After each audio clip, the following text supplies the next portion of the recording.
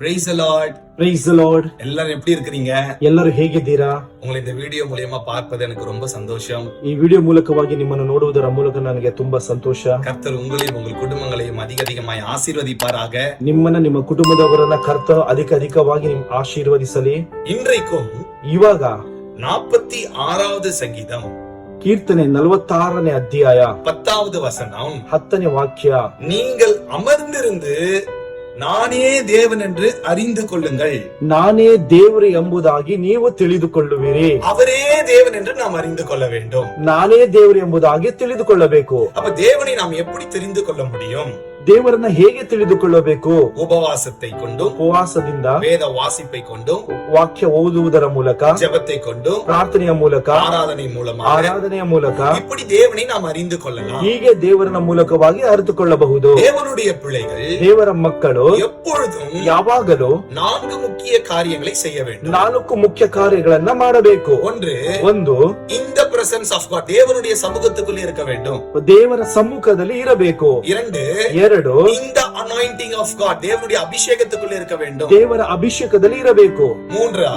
3ನೇದು, in the word of God, தேவனுடைய வார்த்தைக்குள்ளே இருக்க வேண்டும். ದೇವರ ವಾಕ್ಯದಲ್ಲಿ ಇರಬೇಕು. 4ನೇದು, in the fellowship of God, தேவனுடைய ஐக்கியத்துக்குள்ளே இருக்க வேண்டும். ದೇವರ ಐಕ್ಯತೆಯಲ್ಲಿ ಇರಬೇಕು. இந்த 4 காரியங்களிலே நீங்கள் இருப்பீர்களானால், ಈ 4 ಕಾರ್ಯಗಳಲ್ಲಿ ನೀವು ಇರುವುದಾದರೆ நீங்கள் தேவனை அறிந்து கொள்ள முடியும். ದೇವರನ್ನ ಅರಿತುಕೊಳ್ಳಬಹುದು. அப்ப தேவனுடையோடு கூட நடக்க வேண்டுமானால், ದೇವರ ಜೊತೆ ನೀವು ನಡೆಯಬೇಕಂದ್ರೆ, ஏனோக்கு தேவனை அறிந்து கொண்டான்.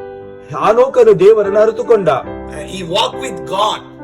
ನಡೆಯುವುದರ ಮೂಲಕವಾಗಿ நாம் தேவனோடு நடக்க வேண்டுமானால், ದೇವರ ಜೊತೆ ನಡೆಯುವುದಾದರೆ ನಾವು நிறைய நேரத்தை தேவனுக்கு நாம் கொடுக்க வேண்டும். ಅನೇಕ ಸಮಯ ದೇವರಿಗೆ ಕೊಡಬೇಕು. செல்போன், ಮೊಬೈಲ್ ಮೂಲಕ, ಯೂಟ್ಯೂಬ್ ಮೂಲಕ, ಫೇಸ್ಬುಕ್ ಮೂಲಕ, மற்ற சோஷியல் மீடியாக்களில் இருந்து ಮತ್ತು ಆನ್ಲೈನ್ ಸೋಷಿಯಲ್ ವಿಡಿಯೋಗಳ ಮೂಲಕ ಅನೇಕ நேரத்தை நீங்கள் செலவிடாதபடி, ಅನೇಕ ಸಮಯಗಳನ್ನ ಕಳೆದುಕೊಳ್ಳದ ಹಾಗೆ வேத வாசிப்பிலும், ದೇವರ ವಾಕ್ಯದ ಓದುವುದರ ಮೂಲಕ, ಉಪವಾಸದಿಂದ, ஜெபத்திலும், ಪ್ರಾರ್ಥನೆಯ ಮೂಲಕ நீங்கள் தரித்திருக்க வேண்டும். ನೀವು ಧರಿಸಿಕೊಳ್ಳಬೇಕು. அப்போ தேவனுடைய வல்லமை உங்களுக்கு வெளிப்படும். ಆವಾಗ ದೇವರ ಬಲವನ್ನು ನೀವು ಹೊಂದಿಕೊಳ್ತೀರಾ.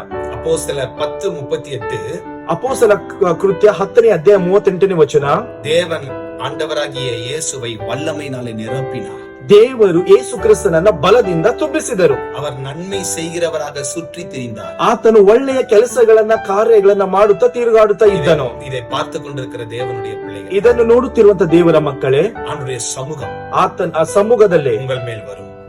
ನಿಮ್ಮ ಮೇಲೆ ಬರುತ್ತದೆ. உங்கள் மேல் அவருடைய அபிஷேகம் வரும். ಆತನ ಅಭಿಷೇಕ ನಿಮ್ಮ ಮೇಲೆ ಬರುತ್ತೆ. உங்கள் மேல் அவருடைய வல்லமை வரும். ಆತನ ಬಲವು ನಿಮ್ಮ ಮೇಲೆ ಬರುತ್ತೆ. பயப்படாதீங்க, ಭಯಪಡಬೇಡಿರಿ, கர்த்தருடைய வல்லமை உங்களை நிரப்ப போகிறது. ದೇವರ ಬಲವು ನಿಮ್ಮನ್ನು ತುಂಬಿಸ್ತಾ ಇದೆ. அவரೇ தேவன், ಅವರೇ ದೇವರು, வேறொரு ரட்சகர் இல்லை, ಬೇರೊಬ್ಬ ರಕ್ಷಕನು ಇಲ್ಲ.